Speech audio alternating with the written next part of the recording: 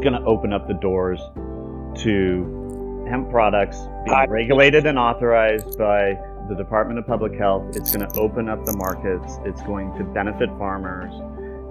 It's going to do a lot of things that are going to help the farmers. There are definitely issues with the legislation, as there always will be, and we will continue to work on them, and we will continue to work together.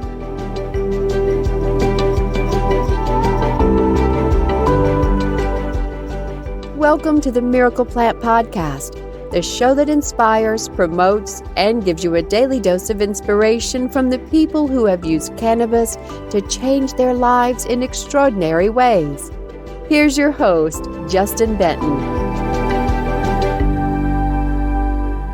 Welcome back, everybody, to the Miracle Plant Podcast, where we talk about this miracle plant with so many names and how it helps people in so many extraordinary ways. Today, we have a very special guest. Last week, it was Dr. William Courtney. This week, we have the one and only Patrick Goggin, the lead counsel for the California Hemp Council. And he has been behind the scenes working with Politico and everybody up there in Sacramento to finally get a CBD hemp bill passed in California ever since the Public Health Department came out with their frequently asked questions 3 years ago, saying CBD could not be in food in the state of California. And I've been on the California Hemp Council with Patrick, seen the work, been there in Sacramento, watched the bills being written, have stood up in the California Senate and testified on behalf of this, on behalf of the hemp farmers, on behalf of the folks in the hemp industry. And we've come a long way, and we have until August 31st of 2021 to get everything ironed out. And we're going to bring Patrick Goggin's interview on that we had earlier this week, with some Q&A that's pretty heated, and there were some heated conversations after this interview as well we'll get into.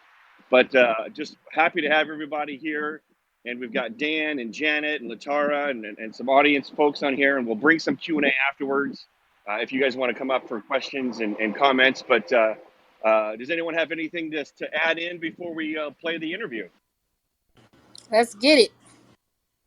All right, with no further ado, Dan, you ready to fire up that interview, and let's crank the volume up so everyone can hear it. And this is Patrick Goggin, who is he has his own practice. He's the absolute leading hemp California attorney for any questions you have.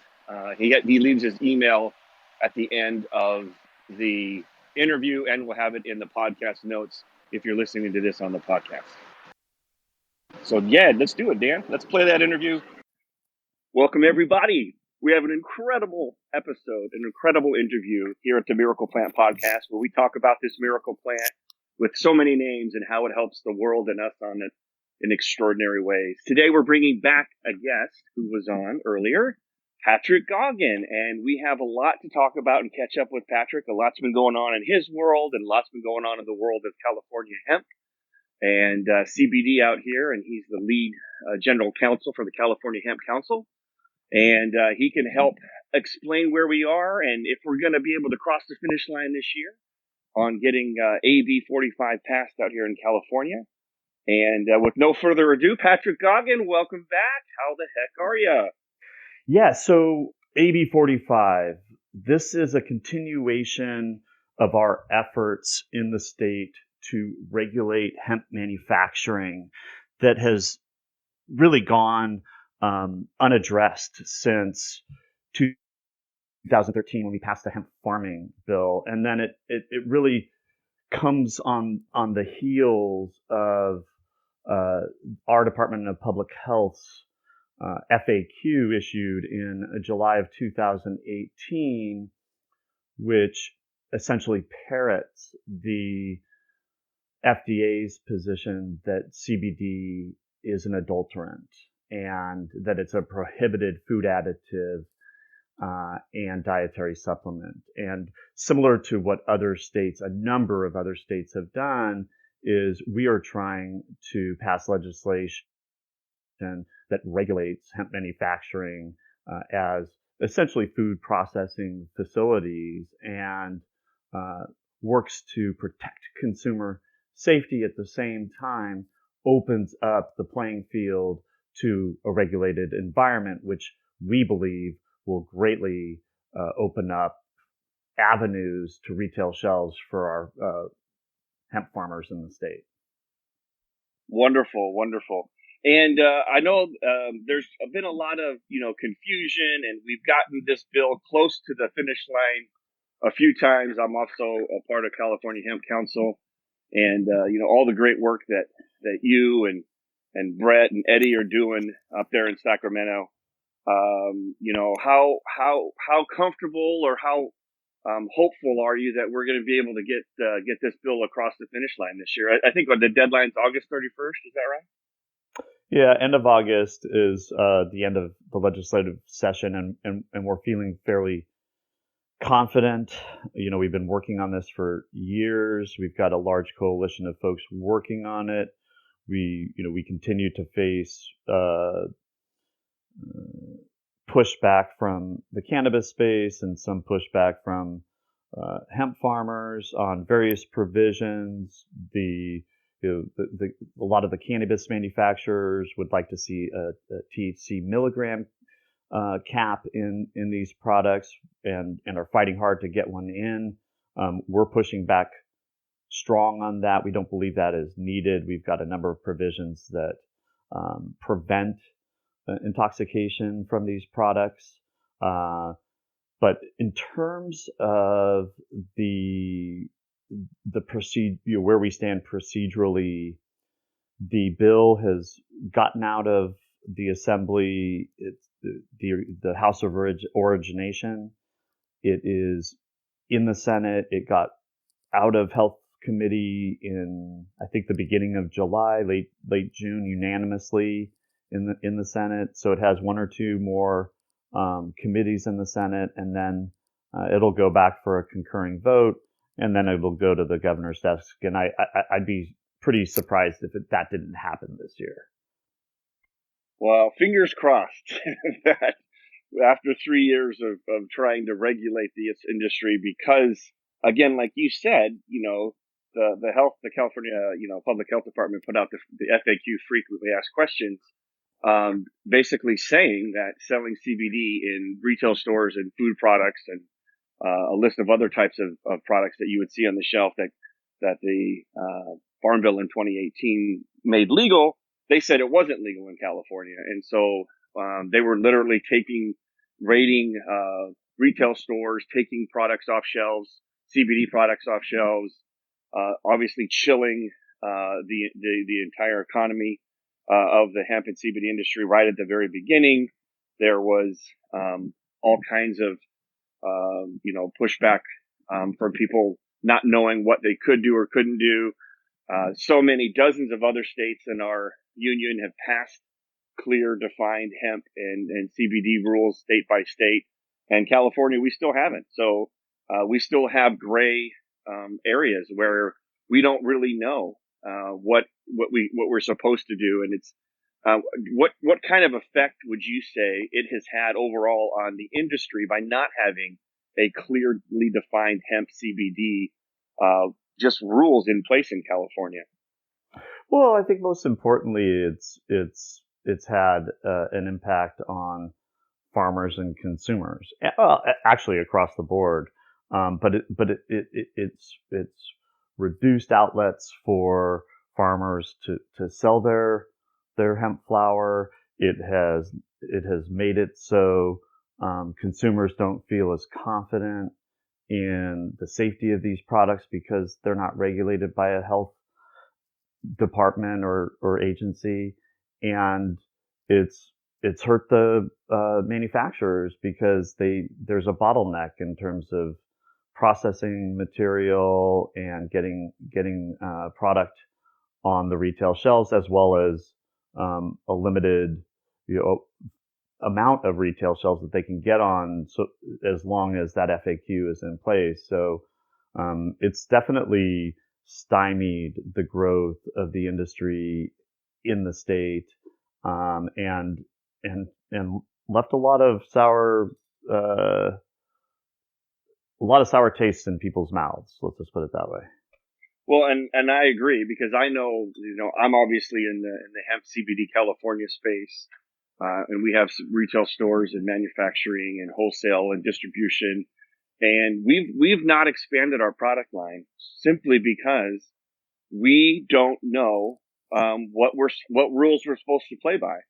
And there are some beverage options and some other product lines that we have ready to go. We've got systems in place, and we're ready to start manufacturing, and we're ready to start bringing them to market. But it doesn't make fiscal sense to me to invest a ton of money in a product line and a manufacturing process if all the rules could change tomorrow or August 31st. And at the end of the day, I could invest all this money and have the products taken off the shelf. So I know personally, from personal experience, by not having something that's clear cut, this is how you proceed in a fair and legal way. It has certainly slowed us down. So I'm looking forward to having something pass. And I think, as you said before, it was a great quote. Was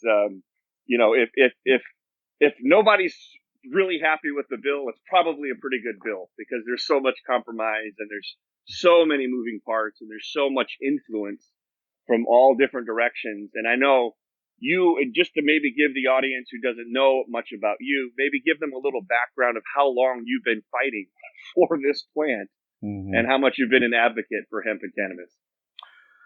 Yeah, well, in California, I've been advocating for the hemp legislation going back to 2005. Prior to that, I had early on in my legal careers that I got licensed in '96. I got into the law for environmental reasons, and I practiced. We did some Clean Water Act cases and some toxic torts challenges in the state, and I found that I needed a focus, and so early on I decided to focus on hemp, and I at the time in the late '90s got in touch with a great old hempster, Don Wirtschafter, who that was the beginning of the development of a number of relationships that led to being local counsel, co-counsel in the seminal HIA v. DEA cases in the early 2000s, when the DEA was attempting to ban hemp foods at the behest of the Office of National Drug Control Policy, actually under the Clinton administration. So it's been a couple decades of advocacy work here in the state and nationally. And one of the greatest lessons that I've learned over the years is that we end up facing setbacks along the path of progress, and when we bump up against those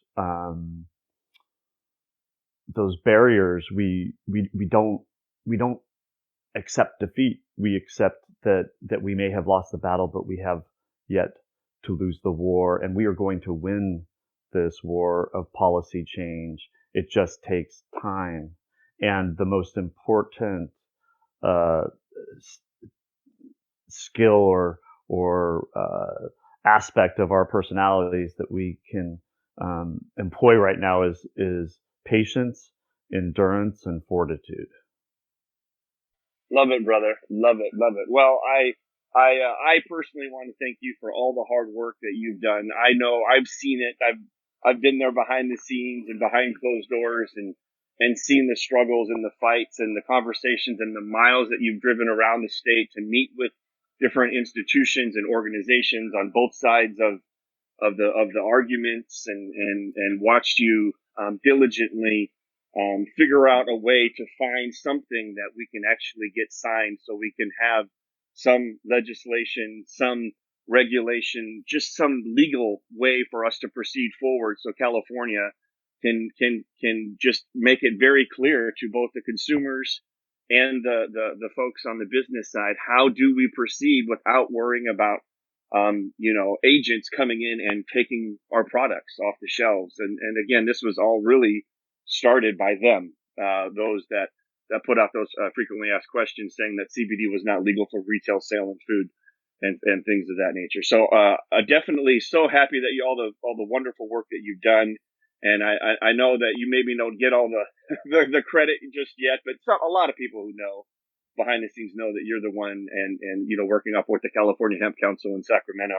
We're the ones that are putting the money where their mouth is and putting the hours and sleepless nights to get a bill across the finish line. So I just wanted to acknowledge you and thank you for all that work. Yeah, I mean, look, I appreciate that, and you've been a great part of this team effort, and that's what this is, and that's how we operate. We operate as a team, a coalition, one that welcomes in discussion and disagreement, but we're going to continue to deliberate to get to a point of how we can move forward.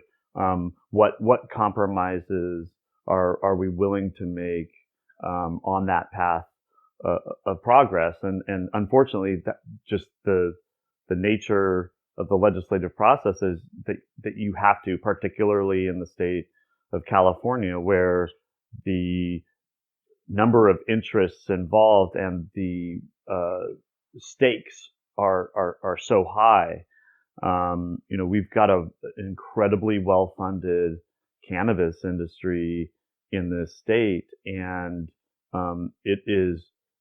certain elements of it are working to very much protect its turf, and it is more well-funded and more well represented in Sacramento, and while we and I actually do work in that space as well, we're working to find that common ground where the hemp can exist in normal retail.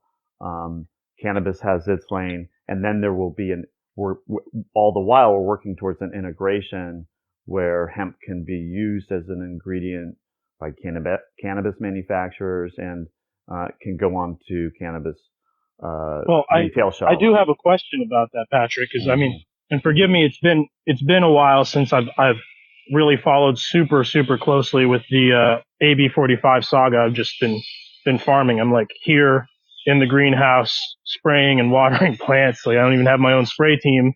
But one of the concerns that I've heard is that the latest iteration of the bill redefines industrial hemp as cannabis hemp. Does that mean that in the future, like all hemp products could be regulated by the Bureau of Cannabis Control, or that they could have input over, say, how fiber is processed? Or can you clarify that then? That's not true. There's nothing in the bill that redefines hemp as cannabis hemp. It's all hemp and industrial hemp, and it's defined federally, as you know. It's defined in the state, and in terms of the integration, we're talking about cannabinoids and the use of flowers. We're not talking about the Bureau or the DCC, the Department of Cannabis Control coming in and regulating the farming of hemp. And in fact, the hemp manufacturing under the bill is completely separate and apart from anything to do with cannabis. It has its own regulatory structure, and hemp manufacturing will be regulated as normal food processing facilities. So the notion that this is all becoming, hemp is becoming, regulated by the cannabis regulators is just not true, and it's ill-informed. What we're trying to do, though, is have some integration occur so that hemp can get into the cannabis space. So just to clarify, the integration you're talking about is so that hemp-derived cannabinoid products, CBD, etc., can be sold in like BCC licensed dispensaries, or basically their retail kind of market that they've etched out and kind of created separate from, you know, the regular retail markets that we're all used to here in California. But what does that kind of come with? Does that mean that farmers will have to register with the BCC, or that those manufacturers will have to register with the BCC? Like what?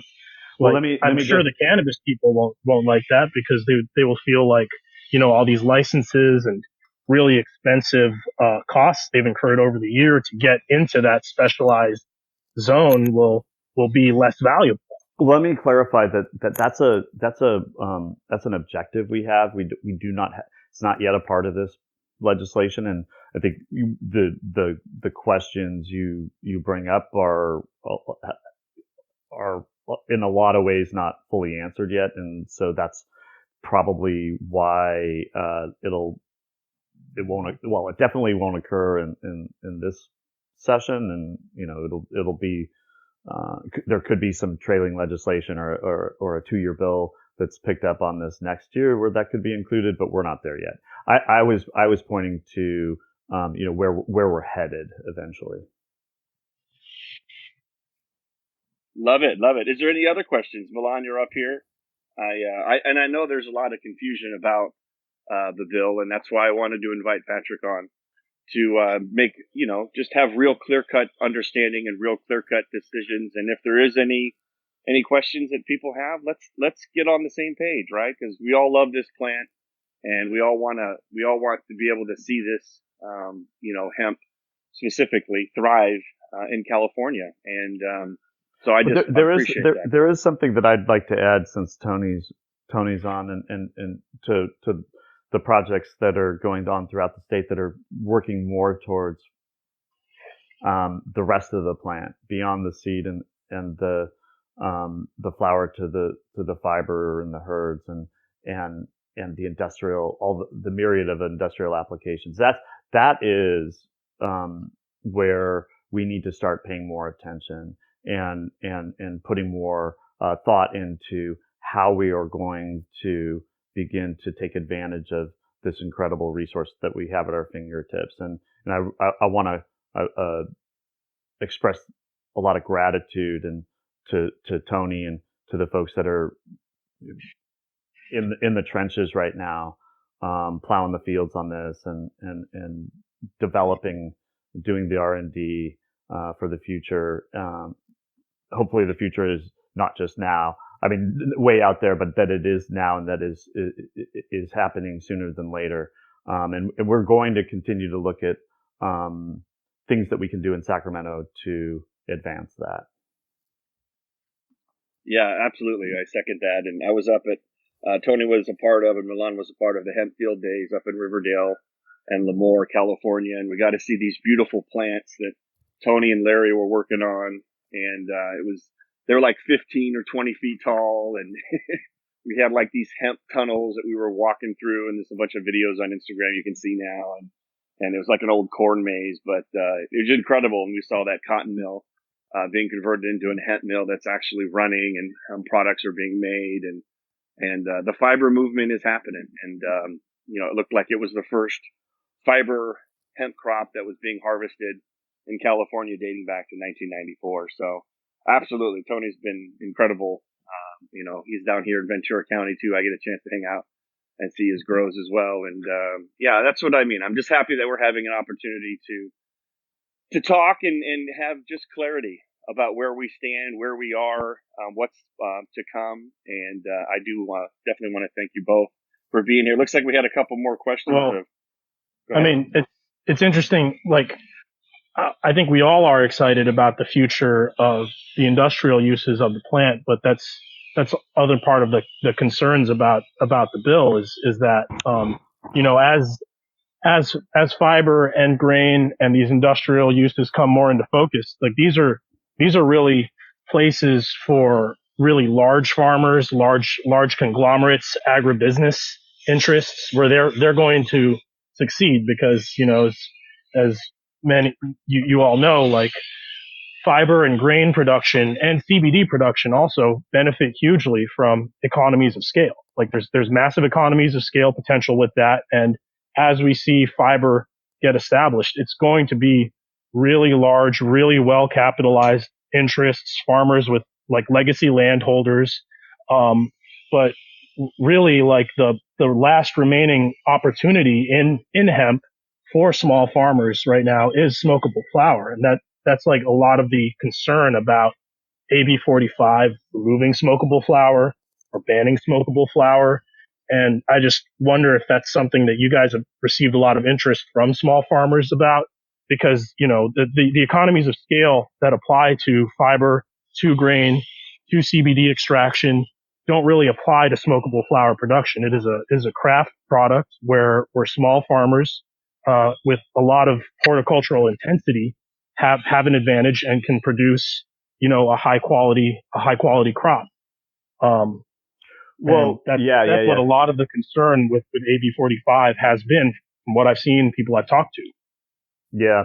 Well, I think the economies of scale could ultimately apply there as well in the future. But that has been an issue that has been something that the governor and the Department of Public Health got some language into the bill that appears as if that it creates a smokable flower ban.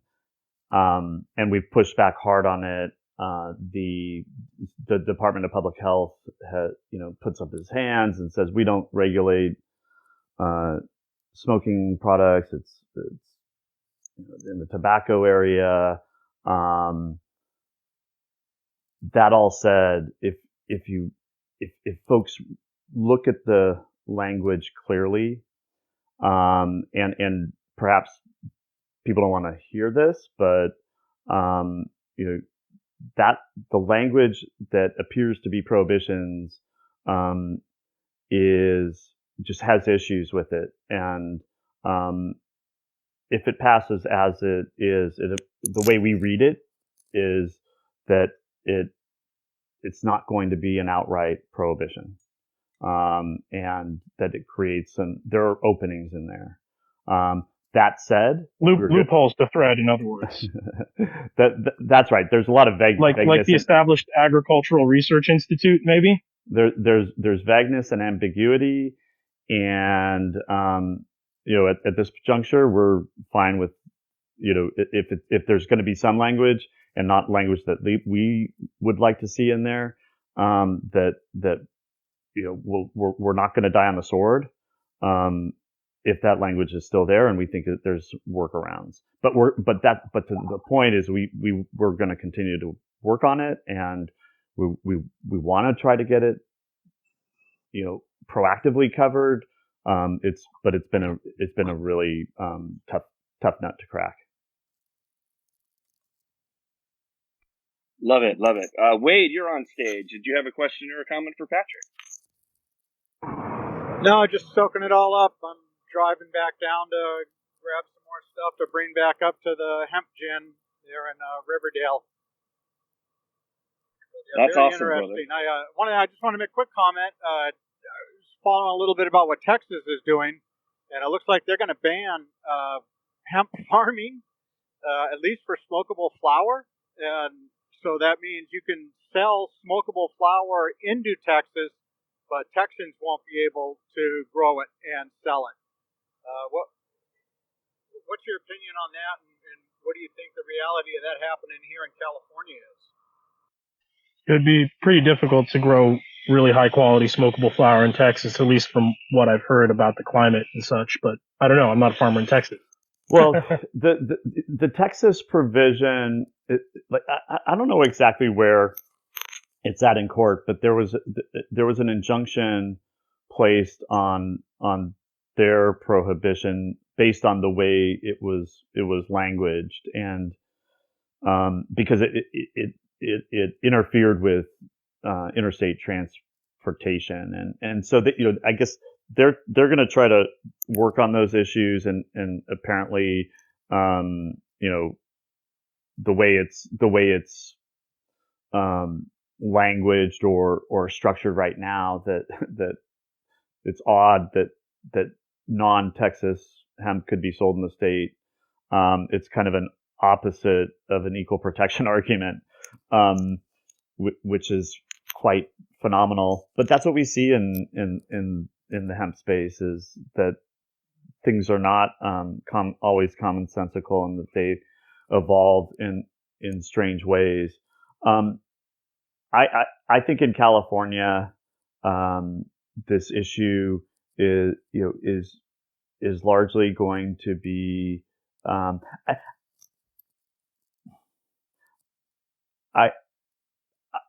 I'm speculating, but I think that it may very well be a little bit like the FAQ in the first place, where Justin talked about there was some enforcement on CBD in the state, but it's been very limited and sporadic, and ultimately it will come down to is there interest in enforcing a provision that is vague and ambiguous, and that remains to be seen. It could need to be the administration or future administrations could see the need to possibly tighten up a prohibition, but we're going to fight hard to open that up, and we're committed to that. So I think it remains to be seen just how it unfolds in California, but it will be very different from Texas. Wonderful. Thanks for the insights. I see we have Chris Boucher up on stage here. Do you have a question or a comment, Chris? Yeah, thanks for letting me on, and good to see everybody here. And I have a little spotty service here, so I kind of didn't hear everything. And but yeah, it's good that you guys are talking about it. And our concerns with the Hemp Farmers Guild and all the farmers we work with. And again, I think Tony's mentioned it's just the smokable flower, the Cannabis Control Board. Emergency regulatory action can be taken at any time. Any part of the plant can be deemed unsafe or unhealthful. Just the way the bill's written. Chris, I'm sorry to interrupt, but the Department of Cannabis Control has no authority over hemp under this bill. It can. So I believe there's a name change of the industrial hemp. It's hemp no, there is not. It's hemp or industrial hemp. It's not been referred to as cannabis hemp. So that's not accurate.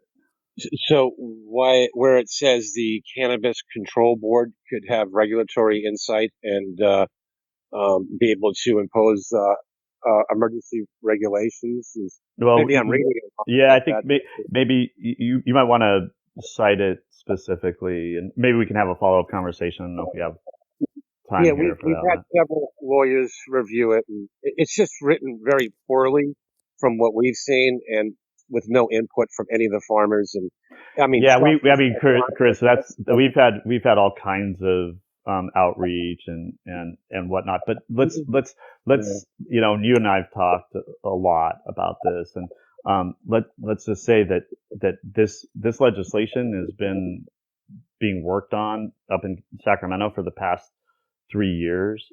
And as you know, just like with the hemp farming legislation, it's a sausage making process. There's a significant amount. We've been invited, but at $15,000 to join the group, and I'm just being straightforward. And I know there's a lot of candy coating, but from our group and from our analysis from several different people, it's just the way it's written. It's not productive for smaller farmers, local farmers, and industry in a whole. And, we can look at it 10 different ways, Patrick. We were not invited unless we could have paid to become part of the association. And a lot of people can't afford that type of fee to be on the board, so. Okay, well, but Chris, this isn't a debate right now about that. I mean, look, you and I we're I just want to interject to clarify to anyone who's listening. Just want to make sure we're on the same page. Chris, when you were talking about the association, which organization were you referring to again? To pay with the California Hemp Coalition. No, it's the California Hemp Council. Somebody else has decided that they wanted to create the California Hemp Coalition and adopt that acronym. But I'd rather not debate these things right here on this. No, it's not a debate. It's setting. Just from our view. I'm not debating. That's another time. But yeah, I mean, it's just our opinion. And I wish Josh was on, or also Justin, but they didn't make the call. So yeah, it's just we have different opinions, and what farming groups were involved, hemp farmers, in crafting this, and then looking at the sponsorship from the outside lobbyists that are involved in it, in the cannabis beverage industry, Canopy, the CCIA. It's definitely there's a lot of questions than answers. And again, I'm not here debating, but there's cracks in the wall, and we're here just to try to really look down the road and look at the future. Whether it's look, the future, Chris, is that this is going to open up the doors to hemp products being regulated and authorized by the Department of Public Health. It's going to open up the markets. It's going to benefit farmers. It's going to do a lot of things that are going to help the farmers. There are definitely issues. Let me finish what I'm saying. There are definitely issues with the legislation, as there always will be, and we will continue to work on them, and we will continue to work together, and we will continue to listen, and we'll continue to do our best, and we'll continue to advocate the best way we know how for the industry. And I'd kind of like to leave it at that, Chris. If we want to talk further offline, I'm happy to do it.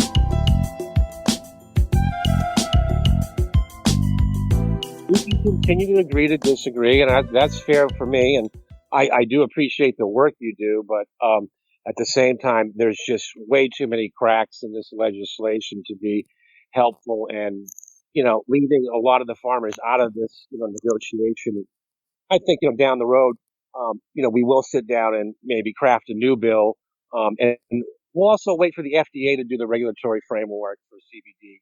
With the state doing it, I think, it sounds great, and it is good for definitely distributors and manufacturers. There's no question about it. I'm not saying the entire bill is bad, but for sure, there's definitely cracks in it, and to have trust and blind faith, in government policy, and especially in legislation, is a slippery slope, and getting 2/3 majority here, it just kind of really dissolves the the Amendment 64, kind of the power of that voter initiative, where the hemp was actually ushered in the state. So, there's definitely opinions, and we disagree. Well, hemp was actually ushered in 2013, and 64 actually it helped to bolster it.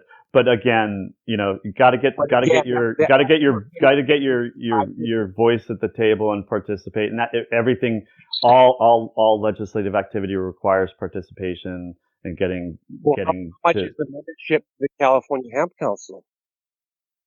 You can get in. I'm on the California Hemp Council. There's a couple of ways that you can get involved. You mentioned a $15,000 to be on the board. Yeah, you can also get in as a junior associate for as little as $2,000 a month. No, we're talking a year. Wait, hold on a second. We're talking a year, and it's there's something called the U.S. Hemp Roundtable that charges a hell of a lot more. And the idea here is that hemp needs a body, a well-funded body in Sacramento, advocating and fighting on its behalf. And there is no other organization fighting that's funded, that's maintaining a lobbyist, that's working hard in the trenches at the center of the negotiations.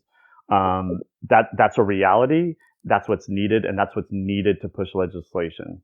And again, we will happily continue the conversations, and our sleeves are rolled up. We are not fly-by-nighters. We will continue through this session, just as we've continued through for the past 12 sessions, and we will continue into the future for the next 12 sessions. We've been here. We are the folks that helped pass the hemp farming legislation in the state, and we're the folks that continue to have a presence in Sacramento on this and are fighting as hard as possible on hemp's behalf.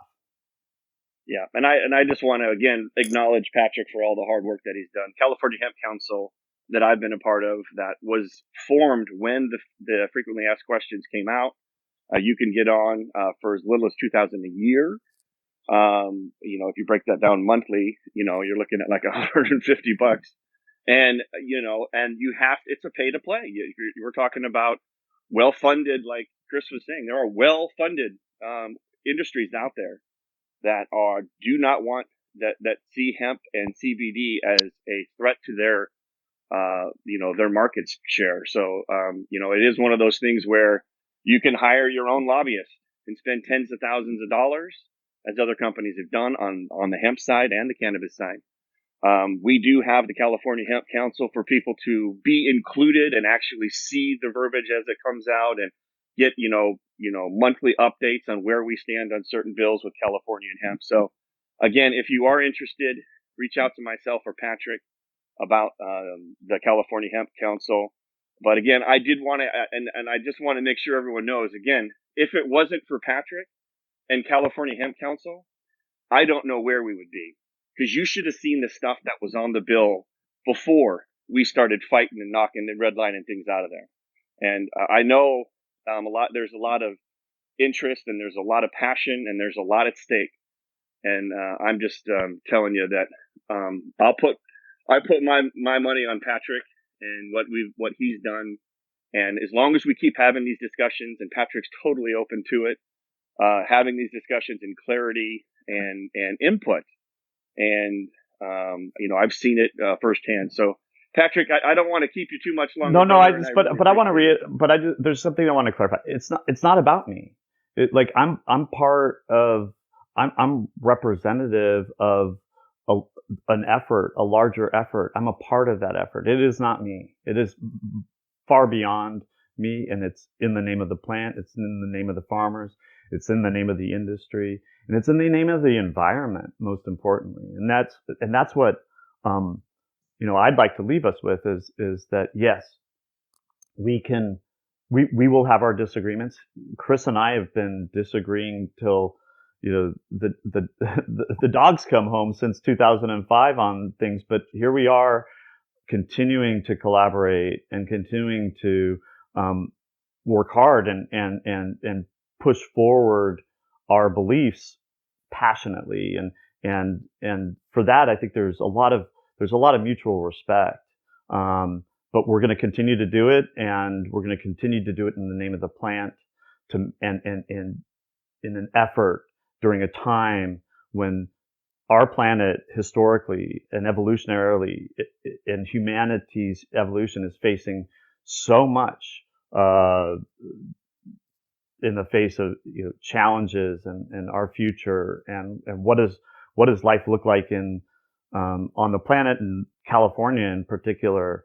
It is not a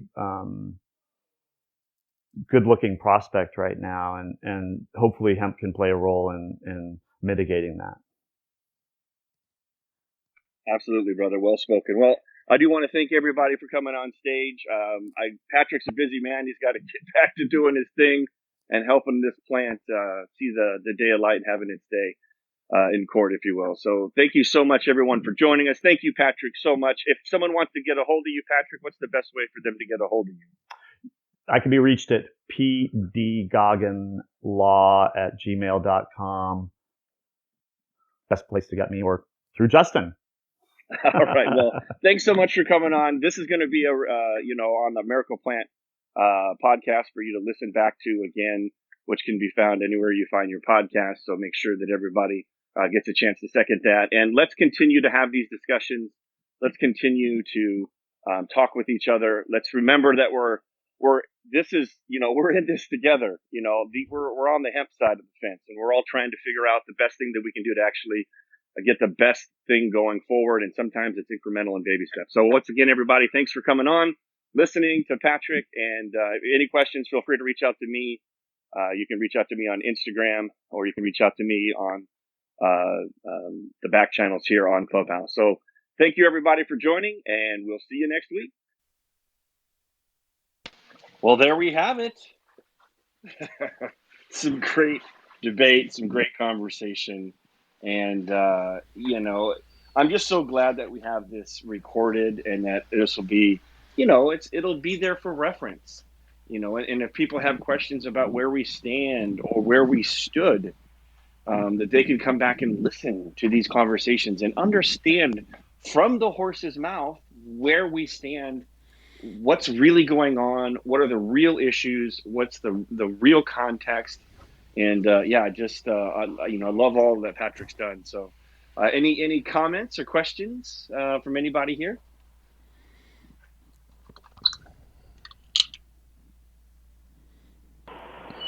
I'd like to say I really like Patrick's optimism that the bill will be passed this August. He seems pretty confident. Yeah, that's definitely a positive. Patrick is, he's right in the middle of it, and he keeps an optimistic approach to this whole thing. I think you got to be an optimist to be in the cannabis hemp arena, because there's just so much that you will come up against, and so many of us have had our lives or the loved ones of our family or friends affected in such a profound way by this plant that it gives us that extra spark to keep fighting, and knowing that you're doing what's right for the world and what's right for humanity. And it kind of gives us that extra fuel to keep fighting, because honestly, if this was just about corn, I don't think we'd be fighting this hard. And I do love me some sweet corn growing up in Omaha, Nebraska, don't get me wrong, but if it was just corn, I don't think we'd be fighting as much as we have, because it is this cannabis hemp miracle plant, and it's helped people in such extraordinary ways that we just don't ever give up. And so long as, like Patrick said there at the end, it's so long as you keep it about the plant and you keep it about doing the right thing and helping out your fellow man and helping out the environment, then things are going to work out in the end. We just went on an 80-year total off-ramp of the plant. This access to research and access to the medicinal sides, even access to the protein and the food and the shelter and the textiles and the clothing and paper. That's all been basically the only thing that before 2014, the only place you could get hemp products and hemp seeds were from other countries. So we totally took a detour the last 80 years, but the good news is we're here, and we're fighting the good fight, and we're on the forefront. People can look back 50 years from now or 100 years from now and say, this is what great work these people did. Thank God that they fought the good fight, and they fought off the big pharmas, and they fought off the people that were just interested in the money. So just super excited about that. Did you have any questions from the audience? Feel free to raise your hand and come up, and you can ask a question or a comment on the California Hemp Bill AB 45. Dan, did you have any insights or comments or questions? I just really enjoy listening to Patrick Goggin. Even though I know not everyone doesn't agree with him, the guy's heart's in the right place. You can just tell he is so passionate. He wants to do the right thing. He wants to make this right for everybody, and you can just feel that. In the other interview you did with him, it came out even more. He's a true soldier for what we're doing, and I don't want anyone to lose faith in him, because I think he's doing the best he can do with the cards he's dealt. Absolutely, and when you meet Patrick and you get to have a conversation with him, and you look at his body of work, of what he's done for this plant, especially in California over the last 2+ decades, it's hard to argue that his heart isn't in the right place, and that he hasn't got the results. I mean, he's gotten the results. He was there with the DEA, fighting lockstep to keep access to this plant, amongst all types of attacks from all types of different organizations around this country and around the world. So. And even in this conversation, as I talked about before we went live, I started getting phone calls. I started getting people trying to intimidate me, and because they were so passionate about this bill, and they believe that it was, somehow wronging, the farmers or things like that. And that's the part that we have to just, settle down. And if we want to make change, then be a part of the process, like Patrick talked about on here. Then show up in Sacramento. Then join organizations like the California Hemp Council or other organizations that are actually involved in the process of writing the bill. Don't just be a hater. Don't just be someone who puts the bill down, who talks smack about it, who isn't involved in writing the bill. If you haven't put skin in the game, then you're not in the game. And so, we talked about on here that there's access to the California Hemp Council for as little as $2,000 a year, which is like $150 a month. And we are literally in negotiations, in conversations with hired lobbyists in Sacramento, California, helping write the laws, helping, go back and forth with some of the things that they put in there. And one of the things that was on the original bill that they wanted to pass last year was that California hemp couldn't leave the state. And there was all kinds of crazy things that they wanted to put in there. People under the age of 18 couldn't use it. I mean, just like crazy stuff. And so those things all got taken, they got redlined and taken out by Patrick and others on the California Hemp Council. And unfortunately, those that are against the bill were talking about those points as if they were still in the bill, because either nefariously or because they weren't educated about that version of the bill was the first draft from what, other interests wanted. And because they weren't involved in the actual negotiations and the actual conversations, they didn't realize that stuff had been thrown out months ago. So again, there's no one's ever going to agree on anything. I don't think if we looked up at the sky, I'm pretty sure people would argue that it's blue.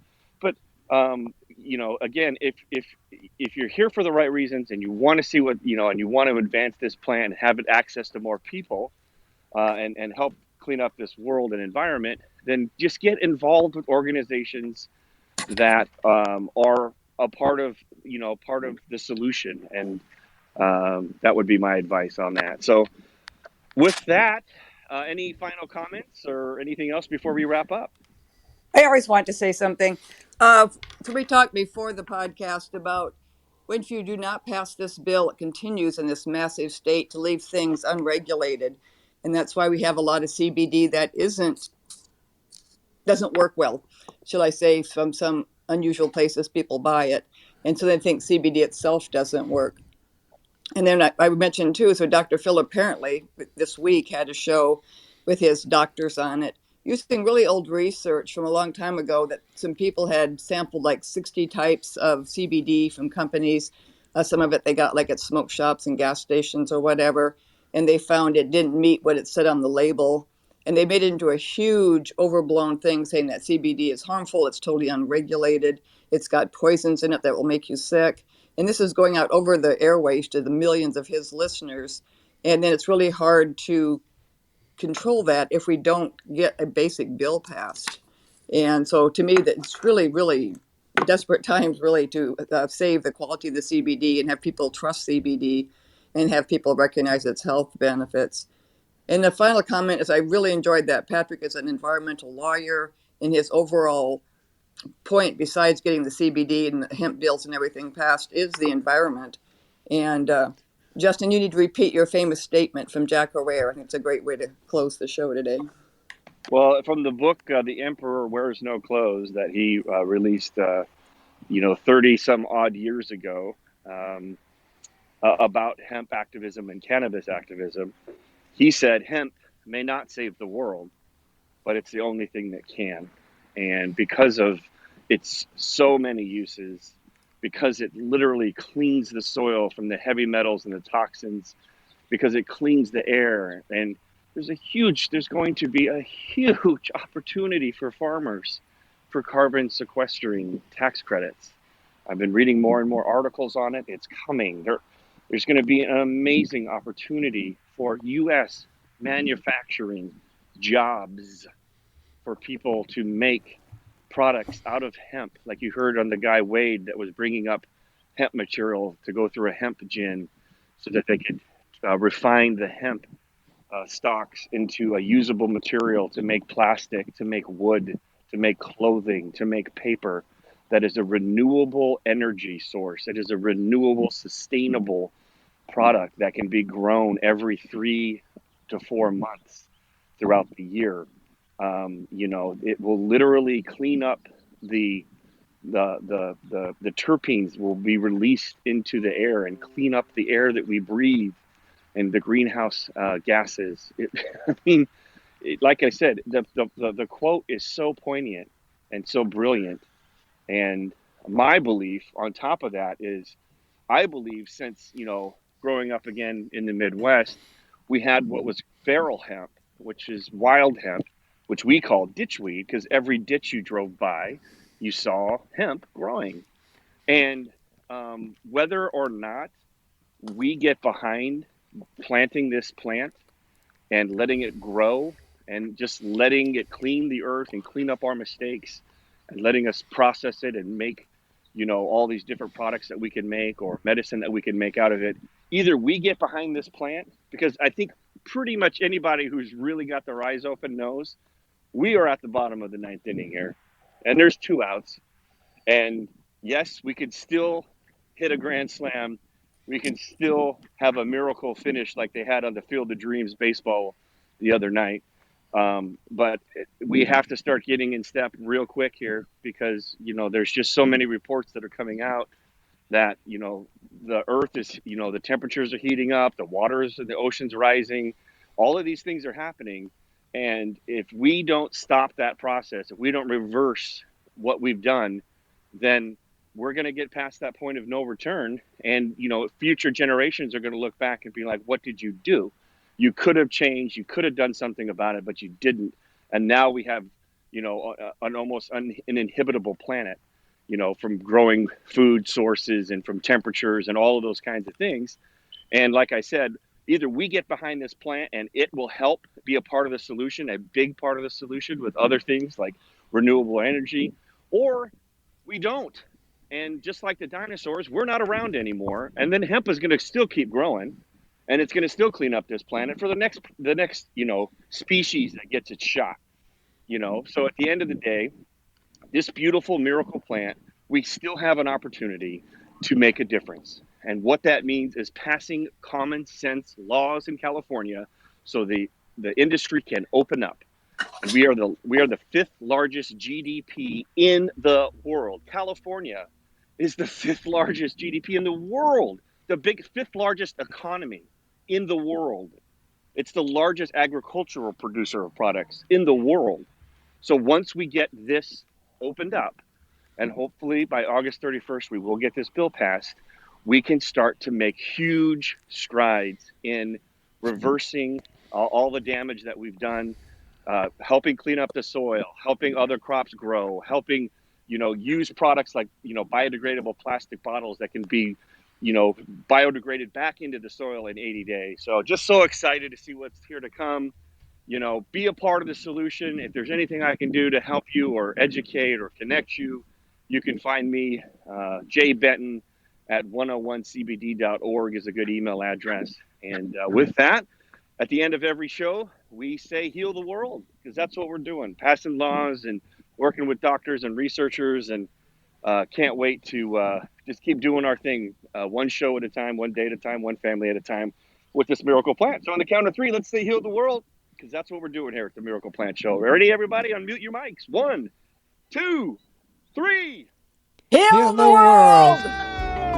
Woo! All right, everybody. Have a great week. Have a great day. And take care of yourselves. All right. See you next week, everybody.